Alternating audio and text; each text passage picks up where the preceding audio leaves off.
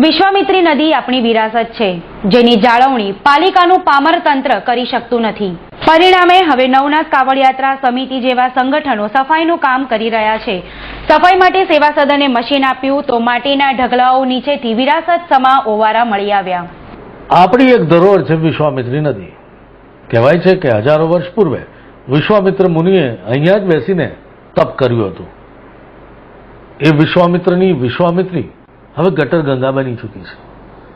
નવનાથ કાવડ યાત્રા સમિતિ સેવા સદનની સહાય લઈને આજકાલ સફાઈમાં વ્યસ્ત છે. ગઈકાલે જેસીબી મશીન લગાવ્યું તો ઓવારા બહાર આવ્યા. થોડા વર્ષો પૂર્વે તત્કાલીન મેયરે અહીં પાળા બનાવવા માટે ઘણું પુરાણ પણ કર્યું હતું અને જે માટી કાઢવામાં આવી હતી એ માટી અહીં નાખવામાં આવી હતી. પરિણામે આ ઓવારા ઢંકાયા હતા. હવે ઓવારા નીકળ્યા છે, તુલસીના ક્યારા પણ નીકળ્યા છે અને એક પછી એક પૌરાણિક વસ્તુઓ બહાર આવી રહી છે. આ કામગીરી મોટા પાયે ચાલે. રિવરફ્રન્ટ બને ત્યારે પણ આ ઓવારાને રિનોવેટ કરીને એનું જીર્ણોદ્ધાર કરીને આ જ ઓવારા કાયમ રખાય એવી પણ હવે સૌ કોઈ માંગ કરી રહ્યા છે. ગઈકાલથી અહીંયા કોર્પોરેશને 3 મહિનાથી અમે મહેનત કરી. ગઈકાલથી કોર્પોરેશને જેસીબી આપ્યું.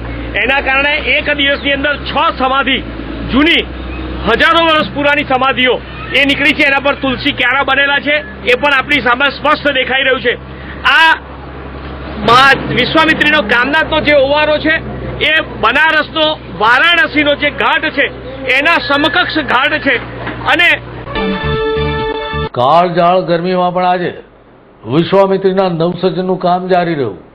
કામનાથની આજુબાજુના અવારા ખોદાયા, તુલસી ક્યારા મળ્યા અને એક શિલાલેખ પરથી જાણવા મળ્યું કે 222 વર્ષ પૂર્વે અહીં જ એક સંતે સમાધિ લીધી હતી.